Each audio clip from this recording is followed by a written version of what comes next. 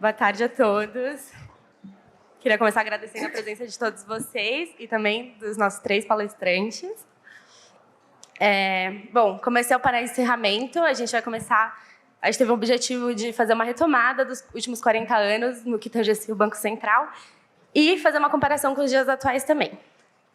Então, acho que a gente já teve uma apresentação dos nossos convidados, então eu vou começar com uma primeira pergunta, mais direcionada ao Mário, mas, obviamente, fica aberto para os outros palestrantes responderem.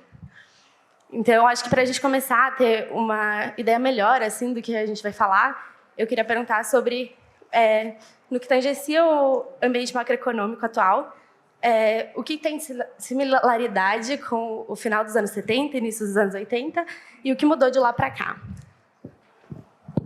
Obrigado, Bia. Obrigado, Rafael, pelo convite. É um prazer enorme estar aqui com vocês nesse Z-Summit. Parabéns a vocês por estarem aqui também. Muito obrigado. Olha, um denominador comum entre o final dos anos 70, virada para os anos 80 e agora, é a inflação. Naquele período, você também tinha uma inflação alta, na verdade, até mais alta do que ela está hoje. Também tinham ocorrido choques de oferta, de certa forma, a gente viveu isso também na pandemia, e os bancos centrais estavam reagindo a isso, notadamente o Fed, né, o Banco Central dos Estados Unidos, apertando a política monetária. Tá? Então, eu diria que essa é a principal semelhança. Quando o Fed apertou a política monetária na virada dos 70 para os 80, também houve problema em alguns bancos, né, nos Estados Unidos. Então, tem essa similaridade também. Tá? Ao contrário de agora, na virada dos 70 para os 80, a economia americana estava em bad shape. Né? Não só a inflação era alta, mas o desemprego também era alto. Tá? Estava vivendo aquilo que se costuma chamar de estagflação. Agora, nos Estados Unidos, é verdade que a inflação é alta, mas o desemprego é muito baixo, não se compara com os níveis que se observava naquela época. Tá?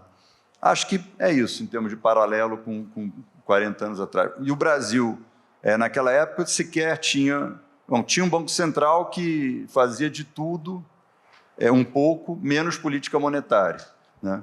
E a inflação era uma inflação de 3 dígitos. Né? Na verdade, ela virou dos 70 para os 80, ela virou uma inflação de 3 dígitos. Tá? Coisa que vocês, com certeza, jamais verão. Obrigada. Acho que uma pergunta agora um pouco mais voltada para o Reinaldo, mas obviamente... você quer fazer um comentário em relação? Não, eu queria... Obviamente, concordo com o que o Mário falou, chamar a atenção do seguinte, quer dizer, com todas as semelhanças, acho que tem uma diferença de governança importante naquela época. A gente era muito novo, mas a gente sempre estuda isso. Assim, a reação que teve a política monetária, particularmente nos Estados Unidos naquele período, foi um negócio meio parecido com o que a gente vê hoje no Brasil. Né? Enfim, todo mundo absolutamente revoltado. Né? Então, ainda acho que não estava bem estabelecida essa ideia de que, sim, o Banco Central tinha um compromisso em trazer a inflação para baixo. O histórico que se teve nos anos anteriores era tipicamente o Banco Central subia a taxa de juros, o pessoal reclamava, ele não ia até o final. E aí isso acabou levando a um processo em que a inflação ficou entranhada, inclusive lá. Quer dizer, até chegou uma inflação alta, mas foi um pico de inflação, caiu lá, a inflação ficou para os Estados Unidos em 2 dígitos um bom tempo.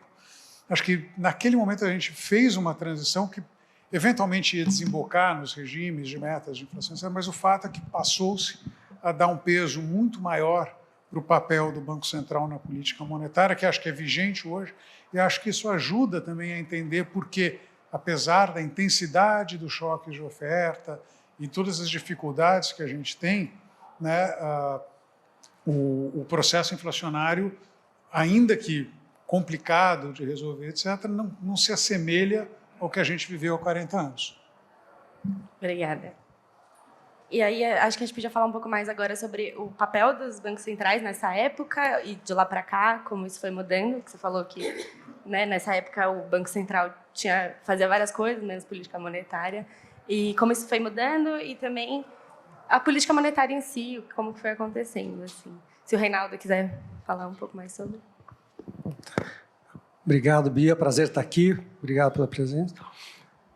Acho que, na linha do que vocês falaram, o Banco Central, naquela época, política monetária é uma ciência nova, né? Então, década de 70, o Mário estava falando, eu estava lembrando, também era criança, mas estava lembrando como teve idas e voltas naquele processo, né? Subiu o juro, parou de subir, caiu, depois subiu de novo. Então, assim, falta de determinação, de leitura, de como que o cenário era muito pouco claro. E aí se usava muitos agregados monetários para fazer leitura de Banco Central. Hoje a velocidade de circulação da moeda já não pode ser considerada como um fator para a política monetária.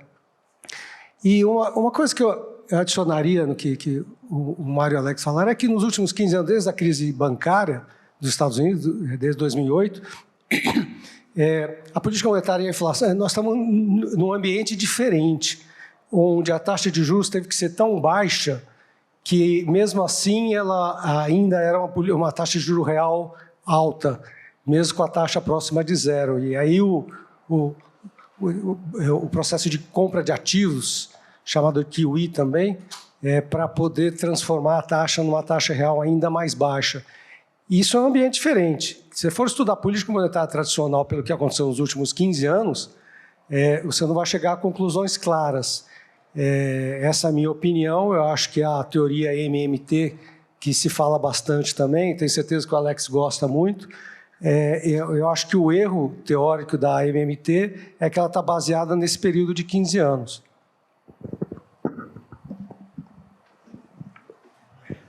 Mordo a isso, que é essa a ideia?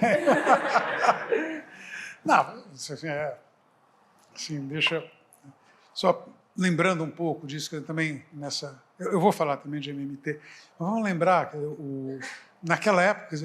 Hoje eu brinco, quando eu faço um comentário sobre o Banco Central, eu coloco em Copom Watcher, né? Quer dizer, Copom Watch, porque a expressão surgiu na época, parecendo os Fed Watchers, o pessoal ficava observando o Banco Central. Por que observando para quê? É meio esquisito para você pensar em termos de hoje. Porque hoje é tudo muito claro, né? Aliás, assim, quem tiver oportunidade, eu sei que não é alta literatura, etc., mas pegar a última ata do Copom, é um negócio que vem assim, vem mastigado de um jeito que é tudo prontinho. Na época, né, sequer se sabia qual que era a meta do Fed Funds que o Federal Reserve estava perseguindo.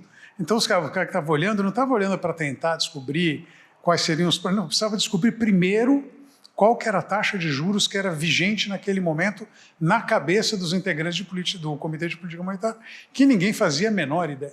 Né? Hoje, então tem essa mudança de transparência sobre MMT, que esse negócio precisa ser, sei lá... precisa ter muita fé para acreditar numa história dessa. Né? Obviamente, o que aconteceu... O Reinaldo falou certo, os caras observaram um período pequeno e dali inferiram, né, o que iria acontecer. Esquecendo um pouco qual que era exatamente esse período. Como o Reinaldo descreveu, foi um momento em que a economia passou por um choque tão negativo, né, que a única taxa de juros que equilibraria esse negócio teria que ser uma taxa real de juros negativa. Então, se você tem 10% de inflação, não é complicado obter uma taxa real de juros negativa. Você põe a taxa abaixo dessa e segue o jogo, né? E essa taxa vai, de alguma forma, equilibrar. Se você começa com uma inflação de 3, 4, né? No momento que a taxa, você tem um espaço muito menor para cortar. É o que os bancos centrais estão falando, bom, eu não consigo mais mexer nesta taxa de juros de quando ela foi para zero. Mas você tem várias taxas, você tem toda ali tem a taxa de juros de 1 ano, 2 anos, 5 anos, 10 anos, 30 anos.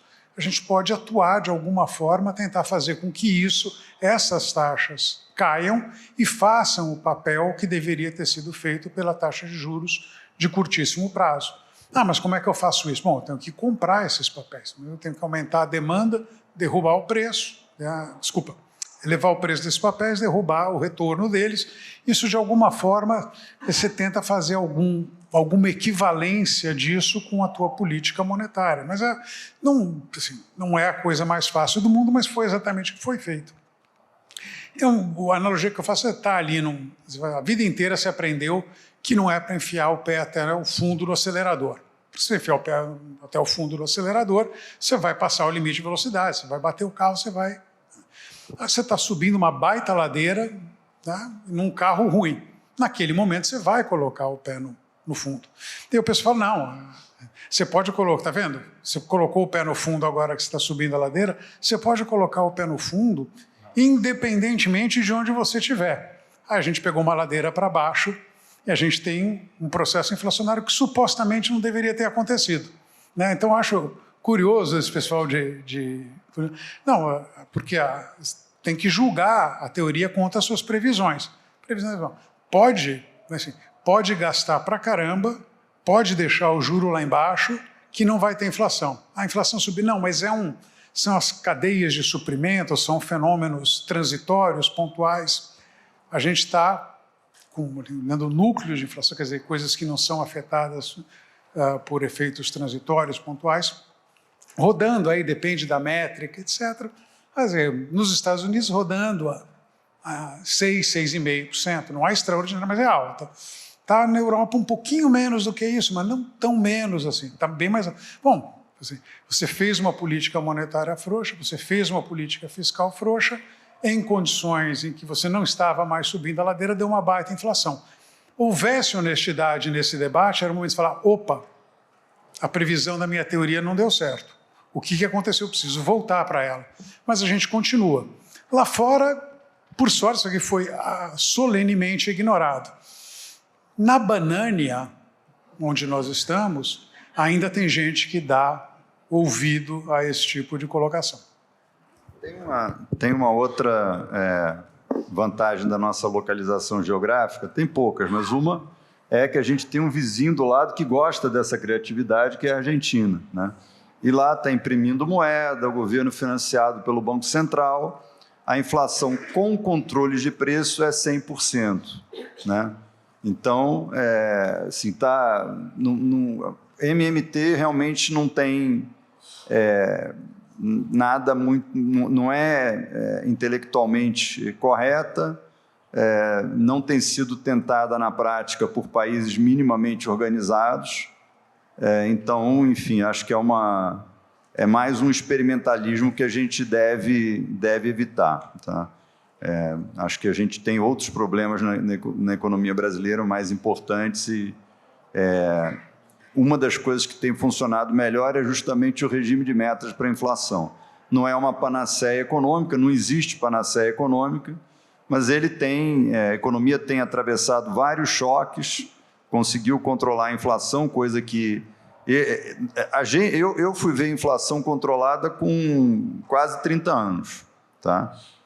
Isso não é um problema, né? Se o Banco Central seguir fazendo o seu trabalho, vocês nunca vão ter que lidar com essa doença econômica que é a inflação alta. Tá? Vai ser assim, aí, quando você for presidente do Banco Central, tem que garantir aí que a inflação vai seguir baixa. Tá? Vai ter que arrumar outras coisas para resolver. Isso. Bom, acho que a gente falou um pouco do passado. Na edição passada desse Summit, a Zeina Latif estava aqui e ela falou que ver jovens aqui num sábado de manhã ensolarado dava muita esperança para ela. Jovens interessados por economia, estarem aqui abdicando do sábado deles para entender mais sobre o assunto. E aí eu queria perguntar para vocês, a princípio essa pergunta era mais voltada para você, mas claramente sinto-se à vontade. O que vocês acham que no quesito econômico a gente precisa para continuar tendo esperança? É mais difícil. Eu não tenho certeza que você perguntou para a pessoa correta. Né? Inclusive, porque eu não estava aqui de manhã, eu estava fazendo um negócio que eu achava mais legal. Eu fui para a estrada pedalar, foi assim, muito mais... Não, eu vou responder, mas deixa eu falar rapidamente. eu voltei para o Brasil em 95, Mário, por aí também, né? Foi depois, um pouquinho depois. Um pouquinho depois. Eu voltei em 95, foi exatamente quando teve o Plano Real, né? Eu tinha 32 anos, então. Né? E eu voltei para o Brasil assim, agora a gente vai corrigir isso. Porque a gente viveu muito na pele essa doença, o que era ter uma inflação muito alta. Então, a gente tirou a inflação da frente. Então, a gente vai poder, de fato, começar a tratar das coisas que são relevantes. E, para mim, era assim, eu inclusive, no doutorado, né, não tinha muito espaço para estudar a inflação. Não era política monetária tinha deixado de ser um grande assunto naquela época. Eu fui estudar crescimento econômico. Falei, bom, então na hora correta de estudar crescimento econômico, a gente tirou a inflação da frente agora e não foi. E não foi. Teve um outro momento de enorme esperança que eu tive, que foi a primeira transição política do Fernando Henrique para o Lula. Né? Assim, eu estava absolutamente devastado. Falei, esse negócio vai ser um horror. Aí veio a transição, né? E basicamente, veja, um governo, orientação política completamente diferente, mas os princípios básicos da coisa estão sendo observados. Fala, bom, a gente ganhou o debate, tanto é que eu tanto acreditei nisso que eu fui para o governo Lula, né? O Mário foi depois, mas eu fui feliz, assim, puxa, tem a oportunidade de participar disso, etc. Mas a grande verdade assim, é que eu sou muito pessimista sobre o futuro econômico do Brasil, vocês me desculpem. Né? Eu acho que a gente tem alguma coisa profunda nesse país, né? Eu não consigo identificar bem as raízes, que a gente vive permanentemente um conflito distributivo que passa pelo orçamento, onde cada um defende seu naco do orçamento, e o resultado dessa história toda é que o Brasil, o Brasil é um país emergente que acredita ser um país, uma social-democracia europeia. A gente gasta como se fosse uma social-democracia europeia. A gente tributa como se fosse uma social-democracia europeia. A gente só esqueceu de prover os serviços que provê uma social-democracia europeia. Mas de onde está indo esse dinheiro todo? Tem vários nacos de orçamento, etc. Então a gente vê as discussões que tem hoje, né? Aí propõe um novo regime fiscal, que é uma piada, é uma brincadeira, mas basicamente, acima de tudo, uma confissão de que, de alguma forma, o Estado brasileiro não consegue se controlar, né? Em parte pelos seus interesses, em parte pelos interesses de vários grupos na sociedade brasileira. Então, acho que a gente tem eu conto com vocês, na verdade, que vocês me deem esperança. Falam, não, você está completamente equivocado. Quando chegar a nossa vez, a gente vai dar um jeito nesse país e a gente vai tentar mudar esse atual estado de coisas. Só complementando o que o Alex falou, eu me lembro que quando estava tendo a discussão de reforma da Previdência, né, eu estava conversando com uma filha, né, a minha filha mais nova está ali, mas era a filha do meio, que é mais, assim, digamos, combativa, e eu fiquei falando para ela, a reforma da Previdência é mais importante para você do que para mim, porque senão você vai pagar essa conta astronômica, né? Mas eu tenho, enfim, eu acho que o Brasil tem um enorme potencial não realizado por razões que eu diria quase que culturais, né, na linha do que o Alex falou, uma expectativa exagerada de parte da sociedade em relação ao que o Estado pode e deve fazer, né, em vez das pessoas tomarem responsabilidade, né, pelo seu destino. Mas eu acho que isso está mudando, acho que a geração de vocês assim, na minha geração, ter um evento como esse é impossível, não acontecia, não rolava, tá? Então, assim, isso para mim já me dá uma esperança, tá? De você ver jovens que querem trabalhar, que querem ir para o mercado, querem trabalhar no setor privado, que é onde se gera riqueza, né? Então, eu acho que, de fato, às vezes a gente desanima, mas desanima por pouco tempo, tá? Acho que a juventude, o empreendedorismo que tem no país, né? Uma coisa que um dia vocês vão visitar, se é que eles já não visitaram, é o Cubo, né? A incubadora de startups que o Itaú mantém. Assim, aquilo ali quando eu estou mais desanimado, eu dou um pulo lá, né? E que você vê o empreendedorismo e assim a idade lá, Mário. vamos lá. A idade média dos empreendedores também é bem baixa, né? Então assim acho que o futuro está com vocês, tá? A geração de vocês que vai levar o Brasil a alcançar esse potencial. A nossa geração agora a tarefa é não deixar escangalhar demais, tá? Para vocês terem um ponto de partida mais saudável. Quer dizer alguma coisa, Reinaldo? Eu acho que o Mário já deu uma vacina aí no Alex. É realmente chato ver o Brasil patinar, tanto quanto isso acontece, mas tem alguns períodos ricos em que a gente tira o atraso. E isso aconteceu quando os dois comentaram, de 95 em diante, até quase 2010, foi um período bom, uns 10, 12 anos de bom governo. O Brasil é um país que depende muito da atuação do governo, precisa ter um governo bom. Daqui a pouquinho nós vamos pegar mais uma onda boa e a gente tira o atraso. Nesse período, muita institucionalização está acontecendo. Tem agências reguladoras na economia, tem no Brasil recentemente a lei das estatais, os 3 poderes cada vez mais definidos, a relação entre Congresso, Executivo e Judiciário, e tanto é que as brigas são tão grandes no jornal. Recentemente o Banco Central independente, que o ano passado, quando ele se tornou independente, ninguém deu bola, ninguém viu nenhuma mudança, hoje a gente vê como é relevante. Tudo isso são avanços que o Brasil está fazendo, são inegáveis. Quando você olha para o mundo, você fala, tá bom, mas esse avanço não está na mesma velocidade do resto do mundo, isso é ruim. Mas a gente tem que aproveitar quando tiver umas avenidas para acelerar e tirar o atraso. Uma coisa que vale notar é que a economia brasileira, nos últimos 15 anos, 20 anos, ela tem se mostrado uma economia que, curiosamente, ela vai relativamente bem nas crises, né?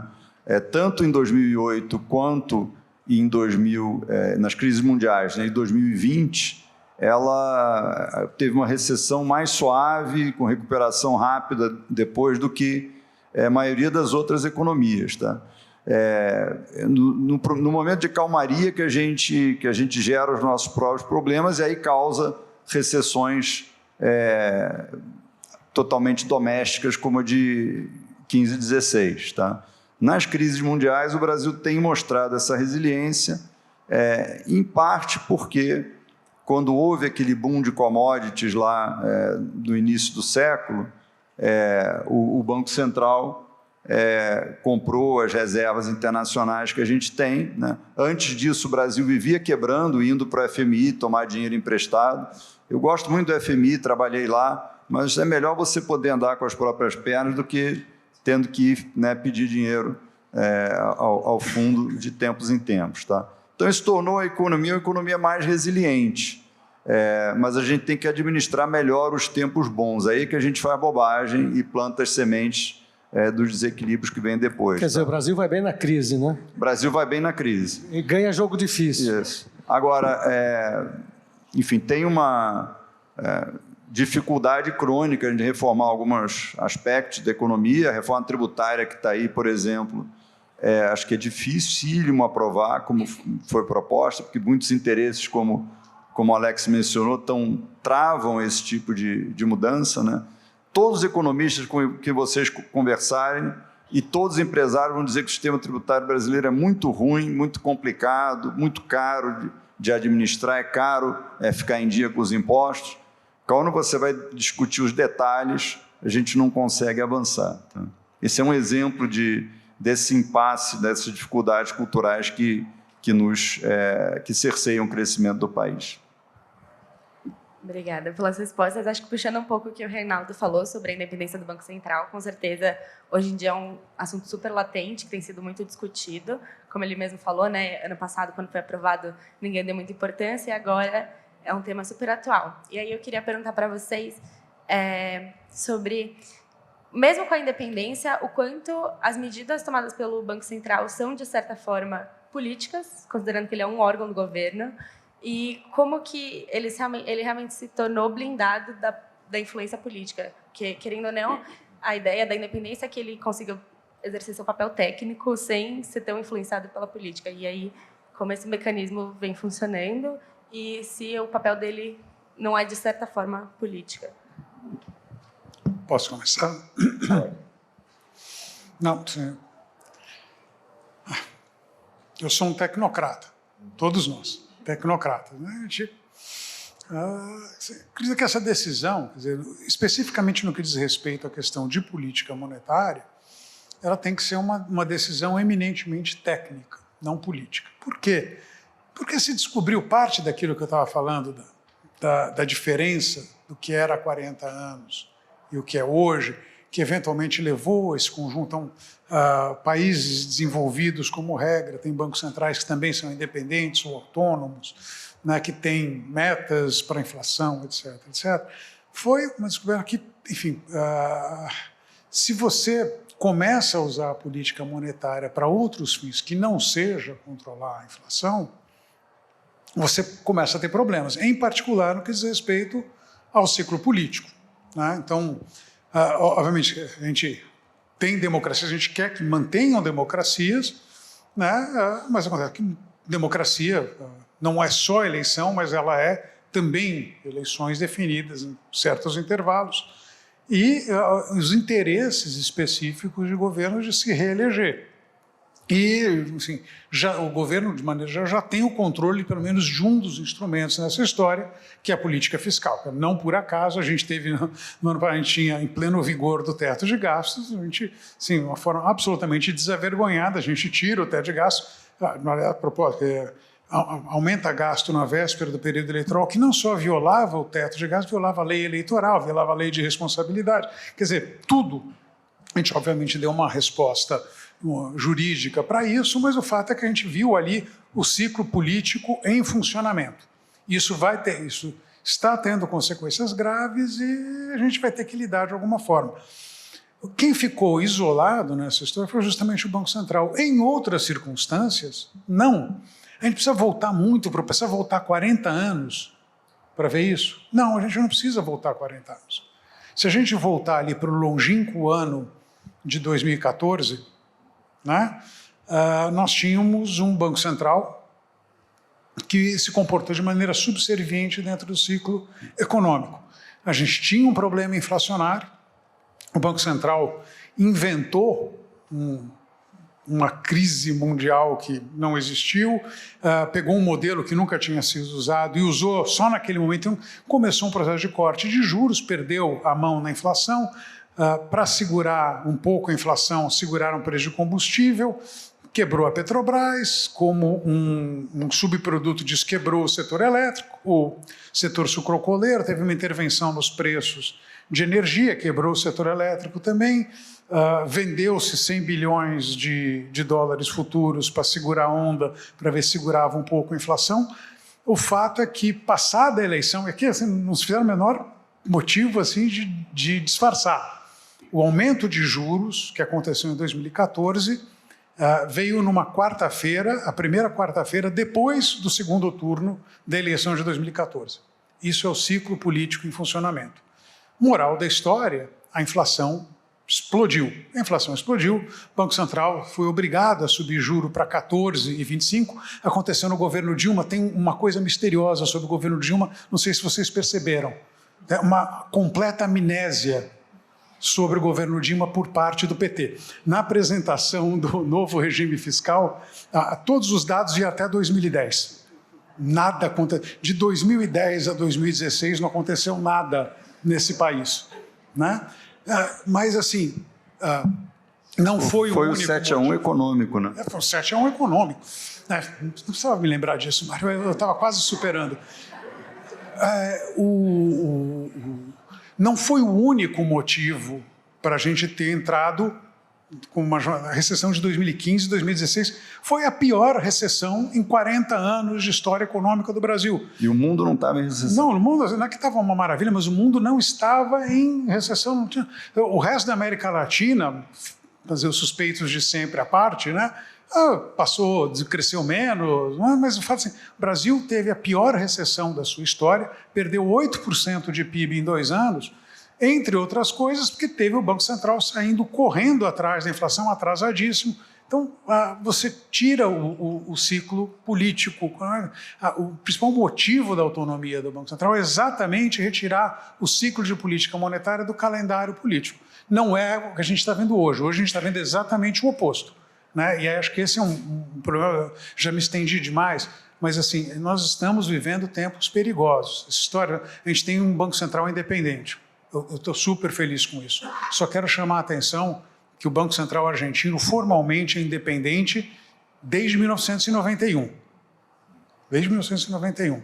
Quem fez isso foi o Domingo Cavallo, seu primeiro mandarinato à frente da economia argentina. No seu segundo mandarinato à frente da economia argentina, ele demitiu o presidente do Banco Central, Pedro Pou, né? E as certas coisas não acontecem por acaso. A gente não, do not take for granted, né, que se colocou na lei, agora esse negócio vai funcionar.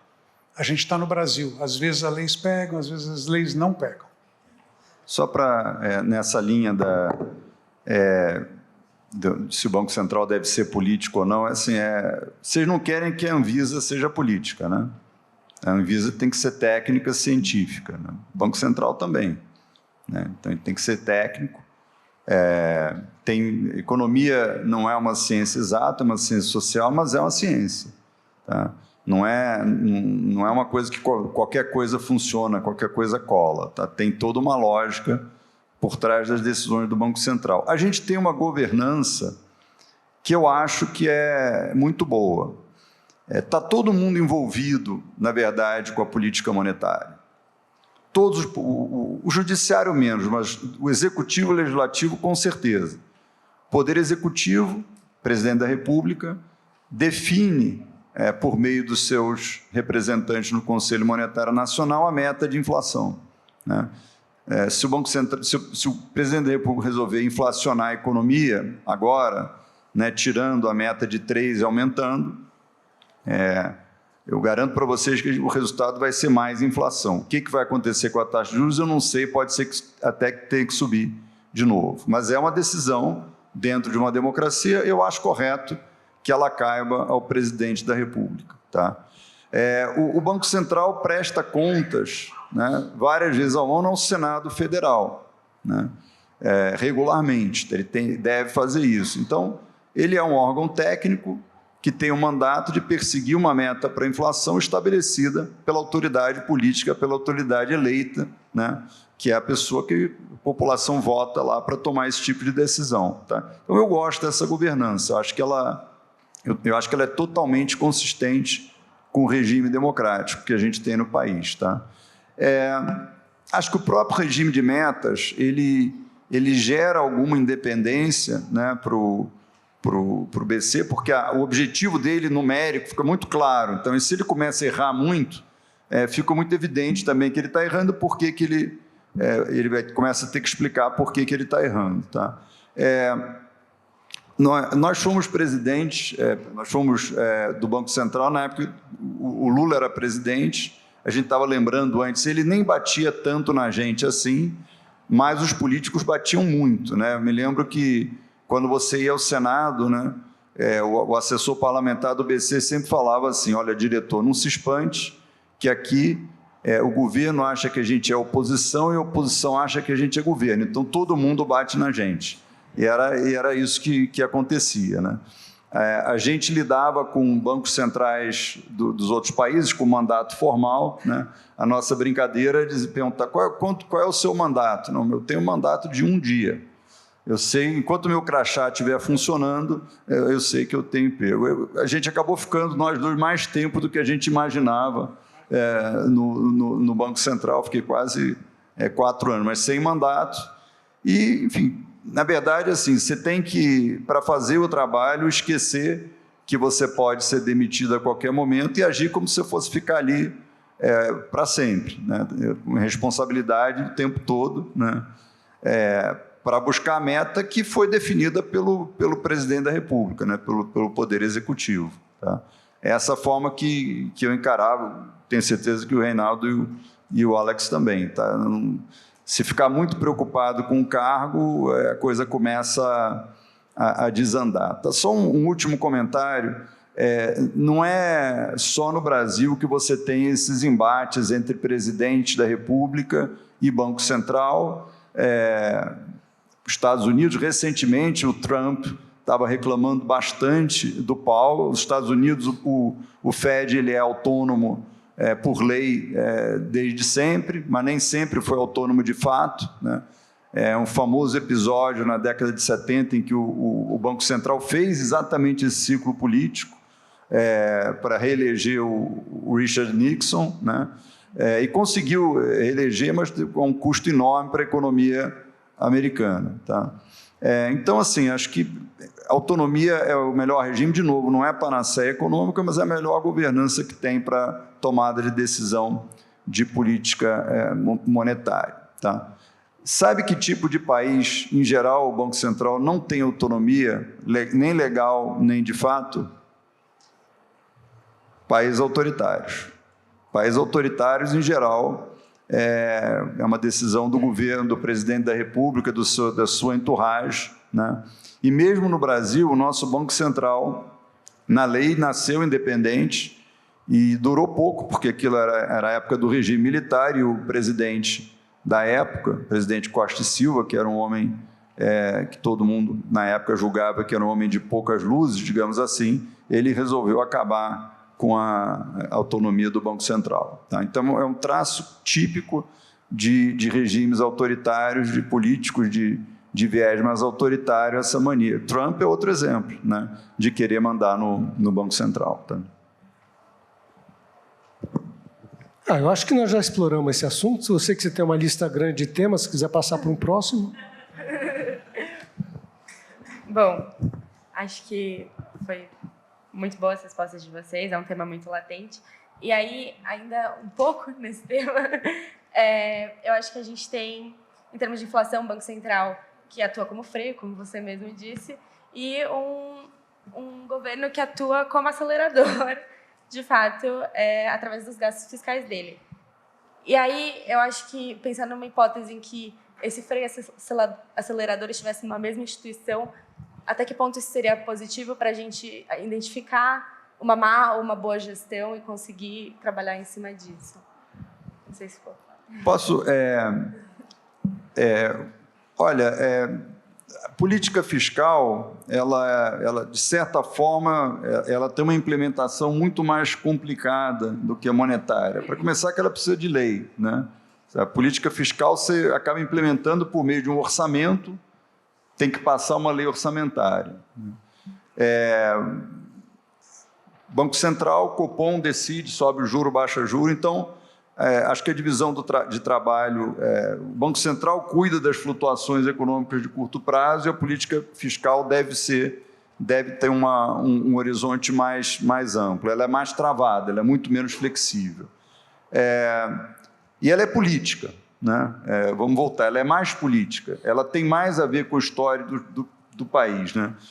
Dá um exemplo, assim, olha o G20, a grande maioria dos países do G20 tem meta para inflação, câmbio flutuante, Banco Central autônomo, seja de fato ou de jure, para botar a inflação na meta. O regime fiscal varia muito mais, tem a ver com a história, então acho que assim, para mim faz sentido que sejam autoridades diferentes, tá? A perseguir objetivos que são distintos. Tá?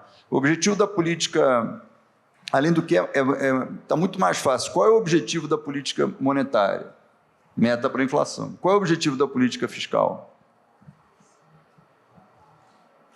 Faz-se um silêncio aqui, né? A gente não sabe. Né? Depende do país, depende da história de cada país. É muito mais variado. Então, acho que acabam sendo atividades que ambas influenciam a economia, mas de uma forma bem diferente, tá?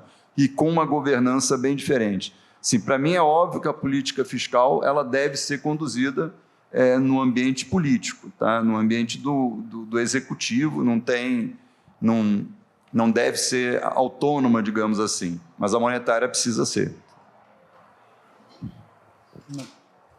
Bom, concordo integralmente. Eu acho que política, deve ser, e, obviamente, tem, são, em tese, pelo menos, objetivos distintos, ou pelo menos horizontes distintos. Acho que a questão que a gente vê é quando a política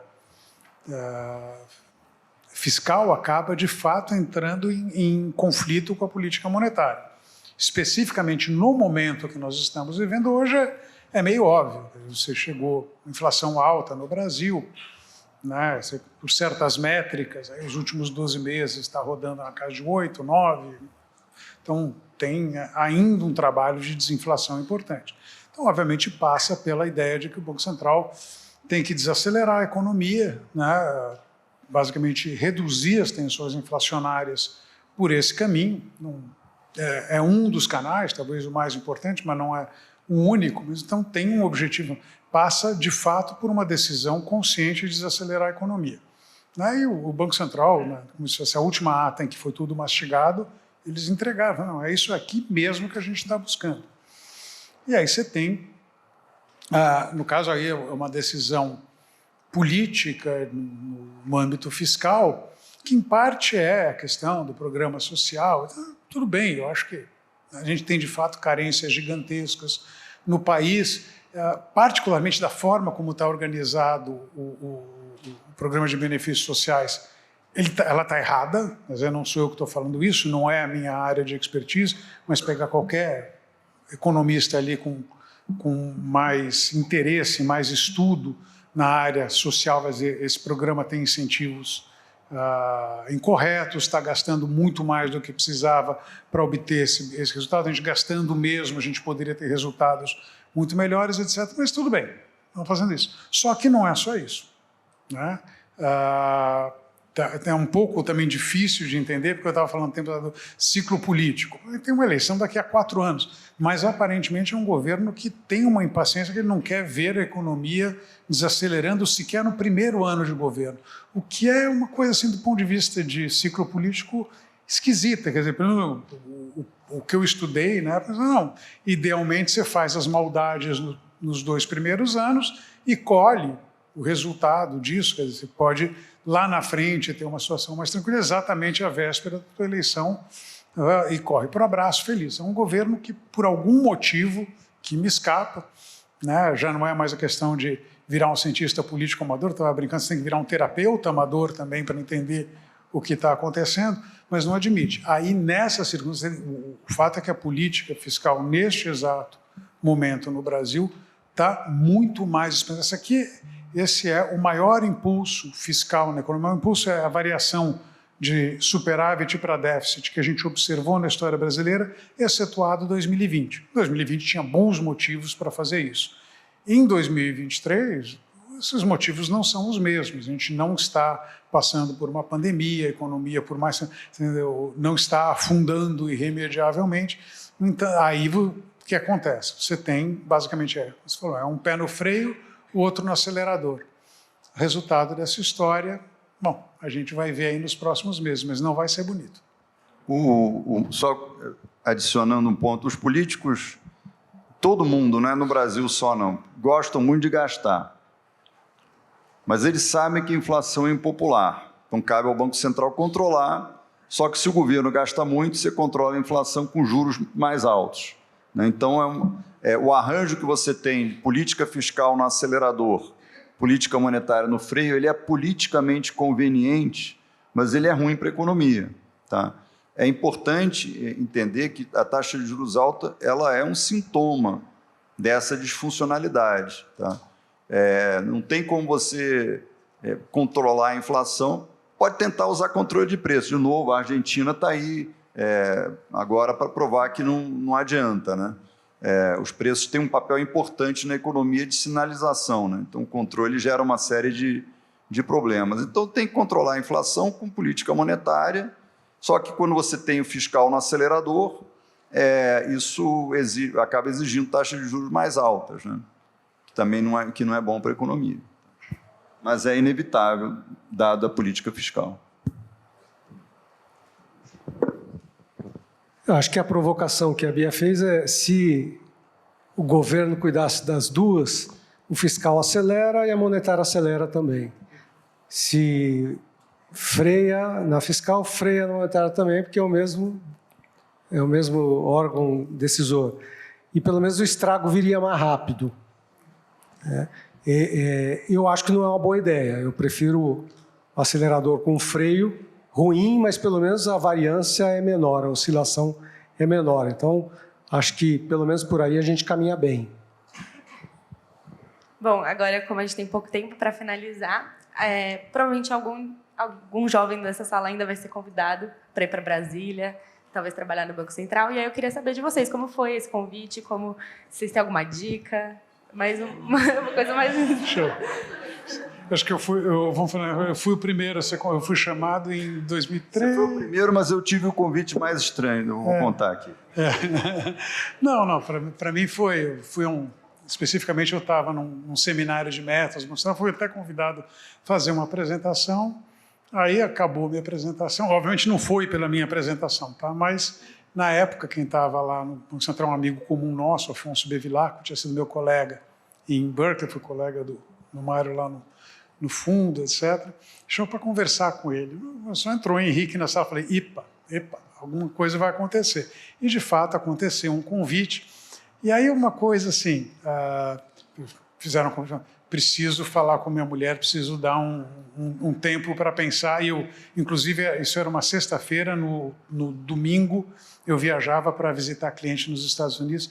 Mas a grande verdade é a seguinte, quando a decisão você tomou, já estava tomada. Assim, na hora que veio o convite, eu falei, óbvio que eu quero, mas eu tinha falado, então eu quis, assim, então foi, enfim, e eu fiquei muito feliz, quer dizer, eu sempre brinco, né, porque o Banco Central, eu digo assim, foi o meu melhor trabalho e o meu pior emprego, né, assim, o trabalho era ótimo, inclusive a gente ganhava mal, vivia longe da família, trabalhava muito, mas, em compensação, era obrigado a conviver com um monte de gente desagradável. Não vou usar o termo que eu usei à época, mas mas com tudo isso foi assim, se aparecer, pega.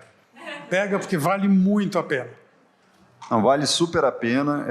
O Alex sabe da história, né? Eu fui convidado umas 2 ou 3 vezes, aceitei na última. Na véspera no anúncio da minha ida para o Banco Central, eu achei que eu ia substituir o Alex na diretoria da área externa. No dia seguinte anunciaram que era diretoria de estudos especiais, mas eu sabia que eu iria para outra, que é essa aí de política econômica. É uma pequena surpresa, assim, logo na largada. Mas antes disso teve um episódio interessante, conversei com o Henrique bastante, e ele chamando para ir lá, e aí ele, para fechar, né, ele achava que ia fechar, ele me chamou, me pediu para eu ir conversar com o ministro da Fazenda da época, que era o Antônio Palocci Filho. E aí vou eu, e tinha como sempre em Brasília, tinha uma crise política, né, e conversando com o ministro, é um sujeito muito simpático, né, envolvente, com uma história boa, mas aí ele falou assim, olha, agora a gente está em crise, e a gente vai ter que esperar uns 6 meses. Eu falei, tá bom, e isso era conveniente para mim, eu esperava 6 meses, e eu continuei 6 meses ganhando dinheiro no setor privado para poder compensar o pouco que eu ia ganhar depois no Banco Central. Aí eu falei, beleza, ministro, está combinado. Sim. E tem outra coisa, você vai ter que sair aqui escondido, disfarçado, porque está cheio de imprensa aqui em volta do prédio, né? Eu tive que sair por uma passagem secreta do Ministério da Fazenda. Ainda bem que não foi dentro da mala do carro, mas esse foi um pouco o espírito da coisa. Aí eu vi que era um trabalho que tinha essa carga aí de exposição à mídia, de pressão, etc. Mas o trabalho em si é fascinante, é muito bom servir o país da gente, né, numa posição de decisão, né? Quem de vocês estiver estudando macroeconomia, então, né, você colocar na prática, né, as coisas que você aprende, tá? Então, eu recomendo fortemente. Tá? E agora, com a vantagem que dificilmente vocês vão ter que sair pela porta dos fundos de algum prédio. Tá? É mais tranquilo agora. Deixa eu só acrescentar uma coisa que o Mário falou, eu lembrei, porque o Mário trabalhava no ABN AMRO à época e ele, em tese, iria me substituir. O que ele não sabia à época é que eu estava enganando, né, chamando o Mário, porque eu, saindo do Banco Central, eu fui para o emprego dele no ABN AMRO. No caso, para ajudar a pagar o prejuízo que eu já tinha tido lá no Banco Central. Bom, se os próximos diretores não vão ter que sair pela porta do fundo, eu não sei. Porque o que está acontecendo hoje também não está muito agradável para o Banco Central independente que está lá, né? Mas eu fui para o BC na época aqui do impeachment, em que assumiu o Temer. Quando o Temer foi chamado, ele levou uma equipe nova. Isso foi em junho de 16. E no dia 31 de agosto de 16, eu estava lá no Banco Central, em Brasília, trabalhando. E foi sancionada o impeachment da Dilma, 31 de agosto. E eu pensei, puxa vida, eu estou aqui há 3 meses, e se o Senado nega o impeachment? Eu ia sair com o rabo entre as pernas, né? Porque todos nós lá, né, que tínhamos assumido, falamos, nossa, mas será que esse é o risco que devia ter corrido? Mas foi muito bom. Quase todas as pessoas que trabalharam lá falaram que foi a melhor fase da vida profissional. Nem todos, tem alguns que realmente disseram que o melhor dia foi ter ido embora. Tá? Não é unânime. Eu acho que aqui tem 3 que até gostam de falar sobre isso, né? Porque tem gente que não gosta nem de falar. Mas é um período ótimo, porque primeiro, assim, a diretoria é colegiada. Então, cada um toca o seu departamento, tem suas atividades, mas discute tudo. A atividade das outras diretorias também. Então, você vê tudo. E, portanto, tem muito assunto, muita coisa para aprender. Quase todo dia de manhã, você chega no escritório, é como aquela série de TV. Você chega de manhã e fala assim, o mundo vai acabar, é hoje. Tem uma bomba aqui que vai estourar, isso não tem como sair dessa. Aí aquele dia caótico, chega no final do dia, tudo bem, bomba desarmada, ok, vamos dormir, no dia seguinte, um novo episódio. Então, assim, é muito rico, é muita gente boa.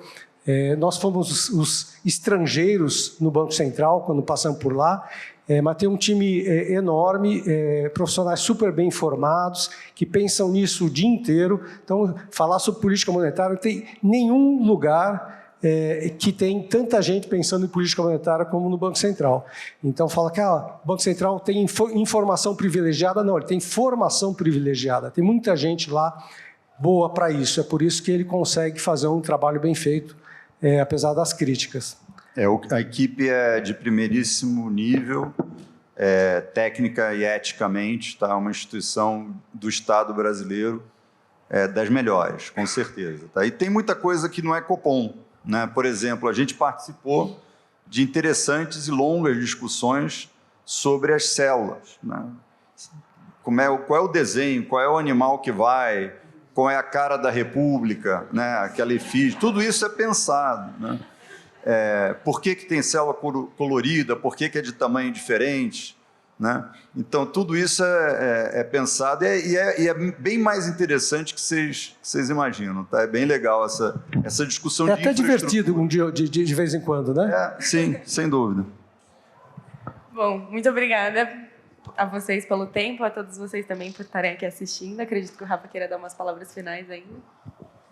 Obrigado a você, presidente. Obrigado.